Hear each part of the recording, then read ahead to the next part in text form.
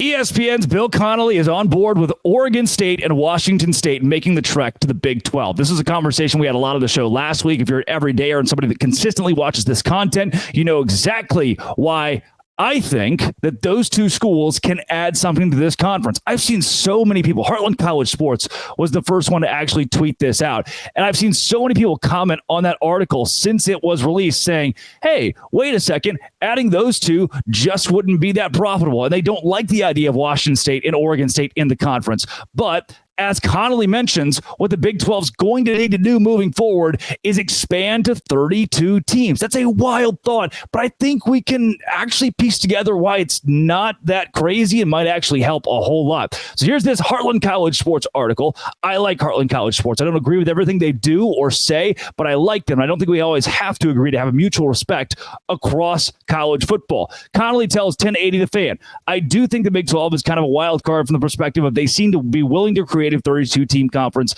if the dynamics are right. That's crazy. Let's unpack that right there. Washington State, Oregon State. I think they can get in with the Big 12 not expanding to 32 teams. But one of the reasons that Connolly wants to do this, and before you just read the headline and say, oh, Washington State, Oregon State to the Big 12, and then you see that Connolly says, yes, in a 32-team format, which is 16 teams away. There are a lot of teams that would have to come to the conference in that event. The reason I think those two could be in before that is because of valuations in TV numbers. Washington State gets a lot. They draw a lot of viewership from the Seattle market. Oregon State has Corvallis, which feels like a fun little college town. The following's there for both schools to be a power. They've been in power conferences. They've won recently in football. Those are two things that are going to help you. Will they draw a lot of viewership? No, but maybe more than anything, that whole thing I said 6 months ago about how we're not an orphanage, we are a conference, I've started to kind of come off of that a little bit. Because guess what? It sucks when you're looking around the room and you go, hey, wait a second. We were also in a power conference. Why do we get left behind? And I do believe the altruistic effort to help those two schools is something that would benefit both parties in the end. That's a spiel for another show and another day. Connolly said it's going to take 32 teams in the Big 12, but he also mentions to, again, 1080 The Fan, that the dynamics need to be right. What? I would love to prod. I wish that I was in this radio show could have asked ESPN's Bill Connolly, why do you think the Big 12 is going to go to 30? Why do you think they seem like the team that the conference is going to do that?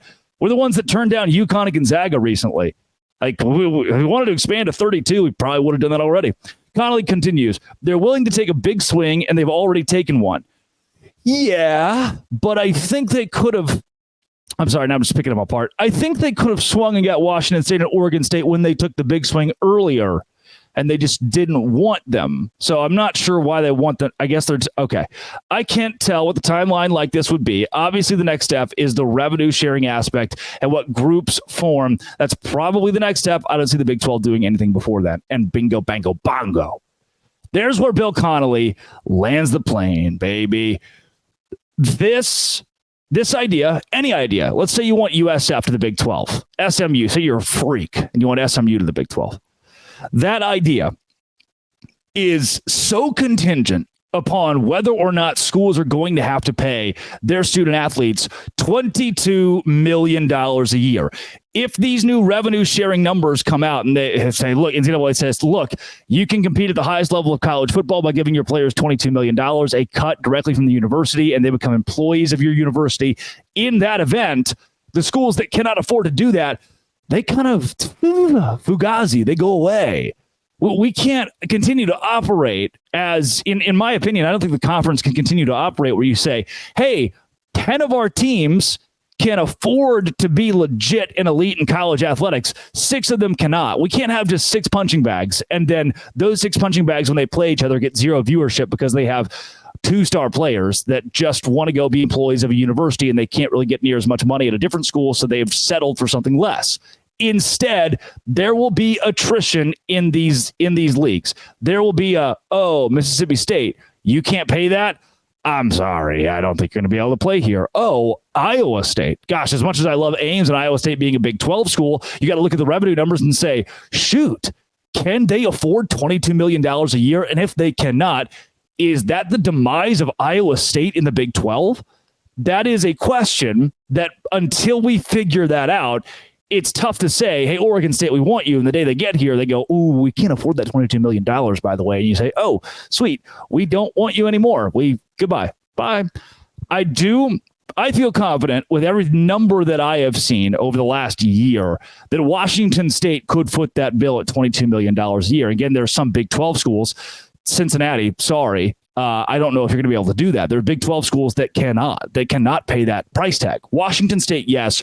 Oregon State, hard maybe. I don't even know if those guys can pull that down because the number is so steep and they're trying to create the elite sector of college football. So with that, what Connolly's mentioning is 32 teams. I find it so odd that he talks about how the revenue sharing is something that we have to all kind of sift through before we decide to expand further, but also add 32 teams. I mean, what is your 32 team wish list here? What are your other 16?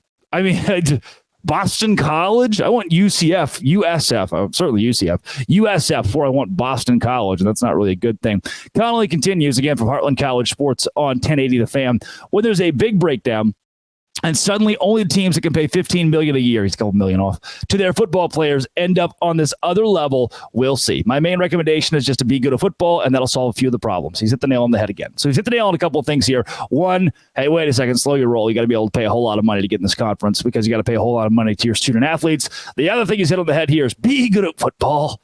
We've learned one thing through all of this. If you are just good at football, we can probably get your foot in the door for or if you're Colorado, we can probably get your foot in, or Arizona State, foot in the door to the Big 12.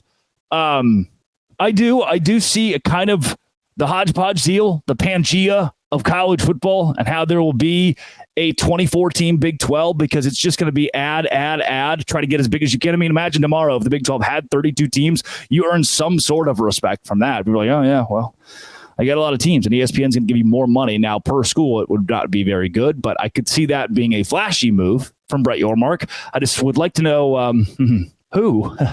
And in Washington State, Oregon State, if it's 32, they are definitely in. You made the cut. Coming up, West Virginia is good at football, except for they got screwed. This is Locked On Big 12, part of the Locked On Podcast Network, your team every day. Do you like traditional Monopoly? I sure do. I play it fairly often when we're on the road with the Savannah Bananas, and we play as a team. But then when we're on the road, I can't really play Monopoly, so I have to play Monopoly Go, which rocks. Fun game.